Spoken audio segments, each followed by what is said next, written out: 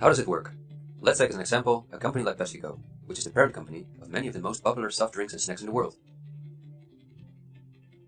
There appear to be many different competing brands, but they all come from the factories of a small number of corporations that together have a monopoly on the industry. Within the packaged food industry, there are a number of other major companies, such as Unilever, the Coca-Cola Company, Mondelez, and Nestlé. On this image, you see that virtually every well-known brand in the packaged food industry belongs to one of these corporations. You can easily get this kind of information. You can verify it on the websites of the relevant brands or on Wikipedia. Companies of this size are usually publicly traded and have a board where the largest shareholders call the shots. On websites like Yahoo Finance, we can find detailed company information, including who the largest shareholders of these companies are. Let's take PepsiCo again as an example. We see that 73.14% of the shares are held by no less than 3,379 institutional investors. These include investment companies, mutual funds, insurance companies, banks, and in some cases, governments. Let's look at who the largest institutional investors of PepsiCo are. As you can see, just 10 out of the 3,379 investors account for almost one-third of all shares. The combined share capital of these top 10 has a value of approximately $60 billion. But of those 10 investors, 3 own more shares than the remaining 7. Let's remember their names, and let's see who owns the most shares at the Coca-Cola Company, Pepsi's big competitor. We see that just like with PepsiCo, the majority of the shares are held by institutional investors. Let's look at the top 10 and start with the last one of them. 4 out of these 6 institutional investors we also saw at the last 6 of PepsiCo. These are Northern Trust, JP Morgan Chase, Geode Capital Management, and Wellington Management. Now, let's look at the 4 largest shareholders. 3 of these we also saw in the top 4 at PepsiCo. They are BlackRock, Vanguard, and State Street. And there's another one, Berkshire Hathaway. These are the 4 largest investment companies on the planet. PepsiCo and Coca-Cola are anything but competitors. But also the other big companies that own many brands, such as Unilever, Mondelez, and Nestlé, are owned by the same small group of institutional investors, and you don't only find these names in the packaged food industry. For example, let's look up on Wikipedia what the largest companies are within the technology industry. Facebook owns WhatsApp and Instagram. Together with Twitter, they form the most popular social media platforms in the world. Alphabet is the parent company of all Google businesses, including YouTube and Gmail, but they are also the biggest sponsors and developers of Android, one of the 2 operating systems on which almost all smartphones and tablets in the world run. The other operating system is Apple's iOS. Finally, if we add Microsoft to the other 3, we see that 4 companies produce the software that almost all computers, tablets, and smartphones in the world depend on. Let's see who owns the most shares of these powerful companies. If we look at Facebook, we see that more than 80% of the shares are owned by institutional investors. These are the same names we saw in the food industry. Again, the same investors at the top. Then Twitter, which with Facebook and Instagram makes up the top 3. Amazingly, we see that the company is also owned by the same investors.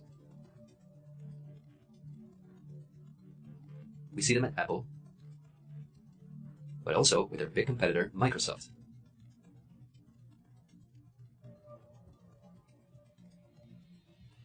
When we look at all the other companies that dominate the technology industry and build our computers, TVs, smartphones, and household appliances, we see the same big investors who own the majority of the shares.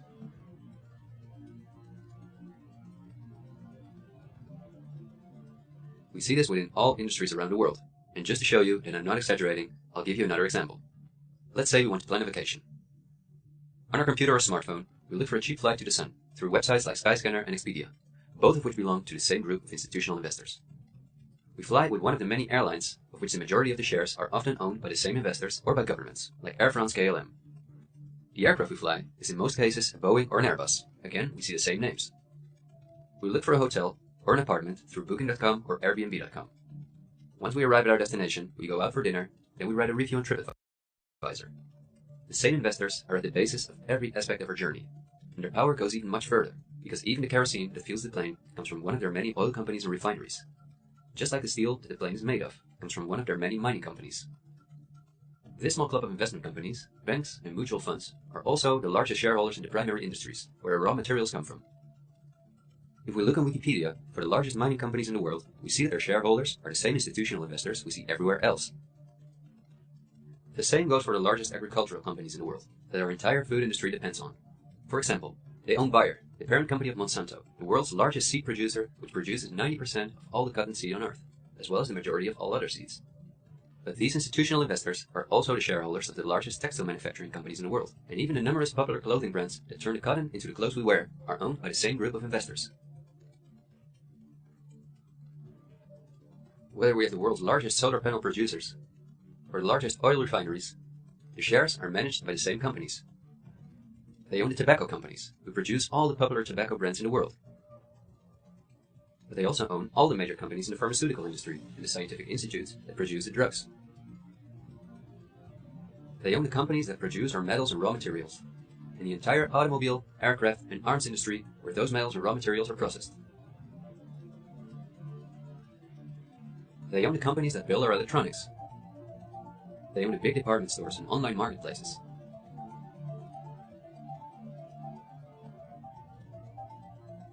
And even the payment methods that we use to pay for their products.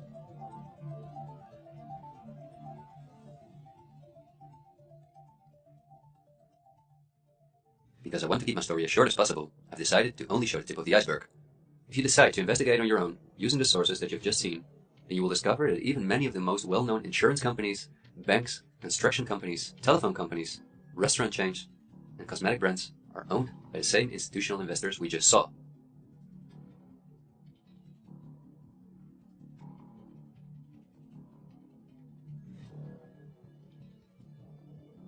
These institutional investors are, as I told you earlier, mainly investment companies, banks, and insurance companies.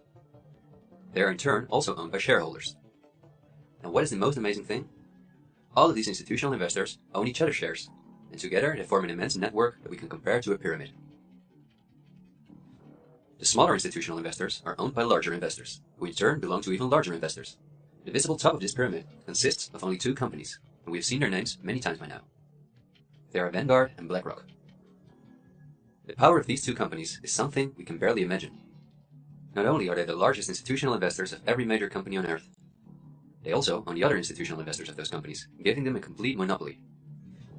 According to a report by Bloomberg, one of the most respected institutions in the world in the field of financial data and analytics, experts expect that by 2028, both companies will collectively manage about $20 trillion in investments, and in the process will own almost everything on Earth. The same Bloomberg called BlackRock the fourth arm of government, because it is the only non-government entity that has a close relationship with the federal banks, also called the central banks. BlackRock not only lends money to the federal banks, but is also their principal advisor and the developer of the computer system that the federal banks use. Dozens of BlackRock employees had senior positions in the White House during the Bush and the Obama administrations, and currently under Joe Biden. BlackRock CEO Larry Fink is a welcome guest with many heads of state and politicians, and understandably so. He's the face of the company that pulls the strings. Yet Larry Fink does not pull the strings himself. In fact, BlackRock itself is owned by shareholders. And if we look at who those shareholders are, we come to a strange conclusion.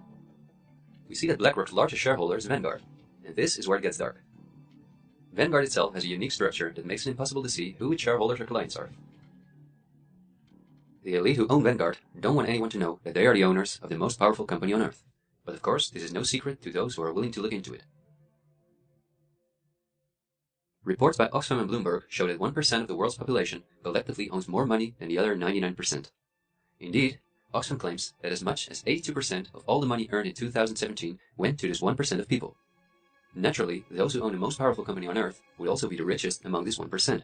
In other words, they are part of the 0.001%. Forbes, the most well-known business magazine in the world, claims that by March 2020 there were some 2,075 billionaires. Oxfam's report showed that 2/3 of all these billionaires obtained their fortune through inheritances and monopolies. So this means that Vanguard is in the hands of the richest families on Earth. If we study their history, we discover that these families have always belonged to the top of the pyramid, some even well before the Industrial Revolution began. Because their history is so interesting and extensive, I will explain some more about them in the follow-up video that I'm currently working on. But in order not to elaborate too far, I will just point out that many of these families belong to royal bloodlines, and they are the founders of our banking system, the United Nations, and every industry in the world.